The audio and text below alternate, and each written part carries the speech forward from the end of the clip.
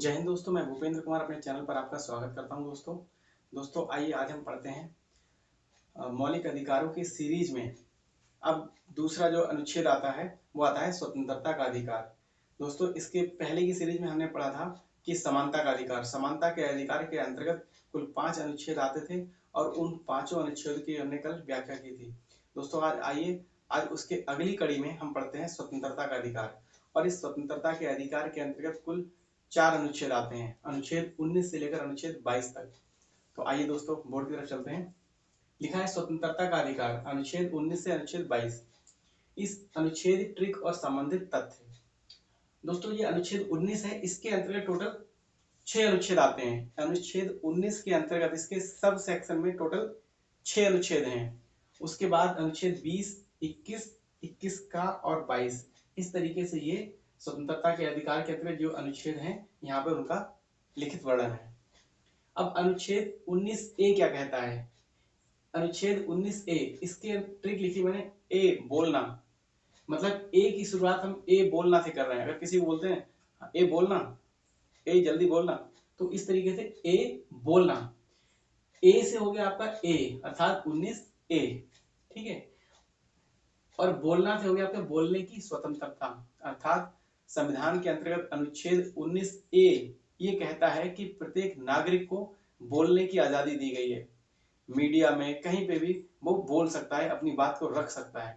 तो इसी अनुच्छेद के अंतर्गत, अनुच्छेद 19A के अंतर्गत प्रत्येक नागरिक को बोलने की स्वतंत्रता या बोलने की आजादी दी गई है, ठीक है दोस्तों। इसके बाद है अनुच्छेद 19B। बी का अर्थ है बिना। बी का अर्थ बिना से लगाया है।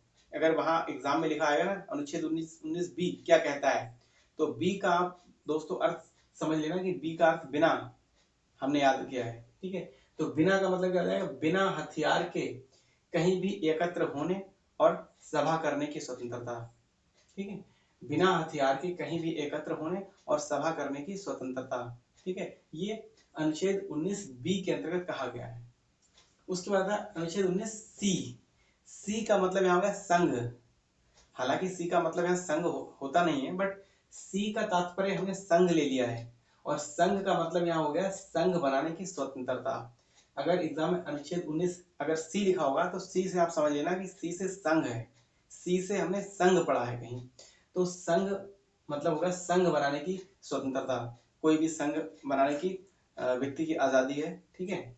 उसके बाद अनुच्छेद 19D। डी फॉर देश, ठीक है। अगर हम हिंदी में देश को लिखेंगे तो उसकी शुरुआत डी से ही होगी, DESH देश। तो इसी तरीके डी से हमने यहाँ डिनोट किया है देश को।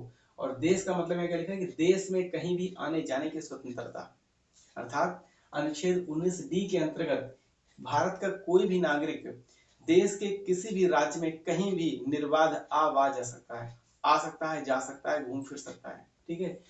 ये अनुच्छेद डी के अंतर्गत ये आजादी प्रत्येक नागरिक को दी गई है संविधान द्वारा, ठीक है। वह देश के किसी भी राज्य में, कश्मीर से कन्याकुमारी, ठीक है, कहीं भी किसी भी राज्य में आने की जाने की स्वतंत्रता है, ये अनुच्छेद डी के अंतर्गत ये कह रहा है।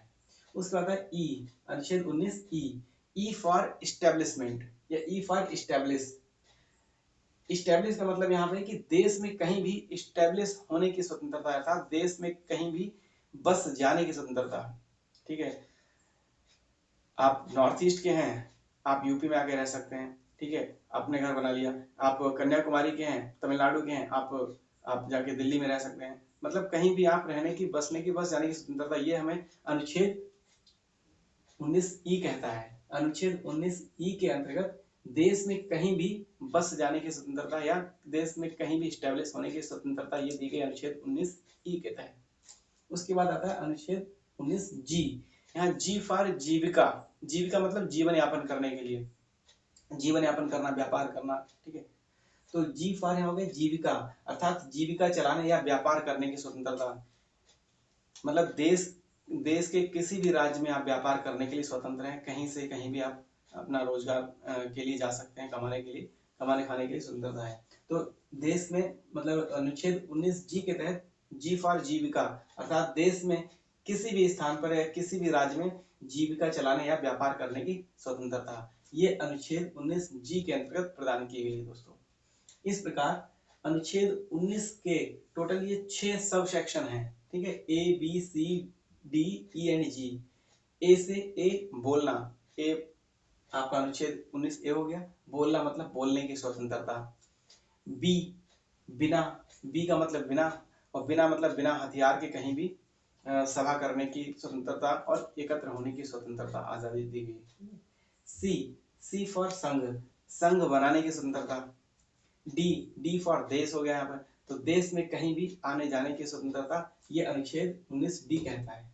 ई, ई फॉर एस्टेब्लिशमेंट, तो देश में कहीं भी जाकर बस जाने की स्वतंत्रता, ठीक है। जी, जी फॉर जीविका, अर्थात जीविका चलाने या व्यापार करने की स्वतंत्रता। तो इस प्रकार इस अनुच्छेद 19 के अंतर्गत जो 6 स्वतंत्रता दी गई हैं, ठीक है, इनका हमने यहाँ पर अध्ययन कर लिया दोस्तों। उसके बाद आता है अनुच्छेद 20। 20 की कोई ट्रिक नहीं है दोस्तों, ये हमें याद करना पड़ेगा, क्योंकि इसमें अनुच्छेद 20 कहता है कि दोष सिद्धि के संबंध में संरक्षण, अर्थात जब तक किसी व्यक्ति के ऊपर कोई आरोप सिद्ध नहीं हो जाता है तब तक उसको दोषी करार नहीं दिया जाएगा, ये अनुच्छेद 20 कहता है, ठीक है। तो दोष सिद्धि के संबंध में संरक्षण, जब तक किसी व्यक्ति पर कोई अपराध है या कोई दोष सिद्ध नहीं हो जाता, साबित नहीं हो जाता है, तब तक वो दोषी नहीं कहलाया जाएगा, ठीक है। तब तक वो आरोपी कहलाया जाएगा, तब तक वो दोषी नहीं कहा जा सकता है, ठीक है। ये अनुच्छेद 20 कहता है। उसके बाद है अनुच्छेद 21। अनुच्छेद 21 कहता है, इसकी भी दोस्तों कोई ट्रिक नहीं है, प्राण एवं दैहिक स्वतंत्रता, मतलब हर व्यक्ति को जीने का अधिकार है। ये जीने का अधिकार, जीवन जीने का अधिकार, ये स्वतंत्रता के अधिकार के अंतर्गत इसको रखा गया है, ठीक है। कोई भी किसी के जीवन को नष्ट खत्म नहीं कर सकता है, ये उसकी खुद की अपनी आजाद, मतलब जीवन जीने का अधिकार जो है ये स्वतंत्रता के अधिकार के अंतर्गत आता है। ये अनुच्छेद 21 इसका वर्णन कर रहा है। उसके बाद अनुच्छेद 21 का, इस का को हम पकड़ेंगे दोस्तों। इस का खा गा का से शुरुआत होती है, स्कूल में जब बच्चों को पढ़ाया जाता तो पहले का खा गा गा इस तरीके से। ये का खा गा गा कहाँ पढ़ाया था? स्कूल में। अर्थात स्कूल में क्या दी जाती है? शिक्षा। तो इसका मतलब हम यहाँ निकालेंगे कि निःशुल्क एवं अनिवार्य शिक्षा। अनुच्छेद 21 का जो कहता है वो निःशुल्क एवं अनिवार्य शिक्षा, अर्थात 6 से लेकर 14 वर्ष तक के जो बच्चों को सरकार द्वारा निःशुल्क और अनिवार्य शिक्षा का जो प्रावधान दिया गया है वो इस अनुच्छेद 21 के तहत दिया गया है, ठीक है दोस्तों। तो अनुच्छेद 21 का मतलब यहाँ पे का निकाल लेना, ठीक है। का स्कूल में बच्चों को पढ़ाया जाता है, स्कूल मतलब स्कूल में शिक्षा दी जाती है, शिक्षा का मतलब हो गया आपका निःशुल्क एवं अनिवार्य शिक्षा, ठीक है। ये अनुच्छेद 21 का के अंतर्गत व्याख्या की गई इसकी। फिर अनुच्छेद 22 आता है। अनुच्छेद 22 में क्या है, इसकी भी कोई ट्रिक बन नहीं पाई दोस्तों, बट अनुच्छेद 22 कहता है कि गिरफ्तारी के विरुद्ध संरक्षण। अगर कोई किसी व्यक्ति को पुलिस प्रशासन द्वारा अगर गिरफ्तार कर लिया जाता है, ठीक है, तो उसको अनुच्छेद 22 के अंतर्गत वो अपनी याचिका दायर कर सकता है, अपने आरोप मतलब गिरफ्तारी के विरुद्ध संरक्षण मांग सकता है संविधान से, कि कानून से, संविधान की मुझे गलत तरीके से, अवैध तरीके से उन्होंने गिरफ्तार किया है, तो अनुच्छेद 22 के अंतर्गत वो उस व्यक्ति को गिरफ्तारी के विरुद्ध संरक्षण प्रदान किया जाएगा। ये स्वतंत्रता के अधिकार के अंतर्गत ये अंतिम अनुच्छेद है। अनुच्छेद 22 जो है अंतिम अनुच्छेद है।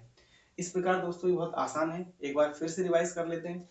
अनुच्छेद 19 ए बोलना, ए से हो गया अनुच्छेद ए 19 ए बोलना मतलब बोलने की स्वतंत्रता। बी मतलब बिना, बिना हथियार के एकत्र होने और सभा करने की स्वतंत्रता।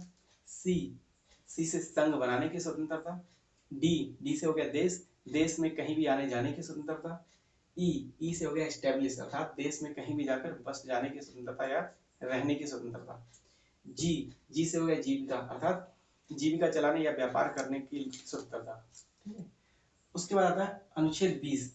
अनुच्छेद 20 कहता है कि दोष सिद्धि के संबंध में संरक्षण है। जब तक किसी व्यक्ति पर दोष साबित नहीं हो जाता, वो दोषी करार नहीं हो जाता, तब तक संविधान द्वारा उसको, कानून द्वारा उसको संरक्षण प्रदान किया जाएगा।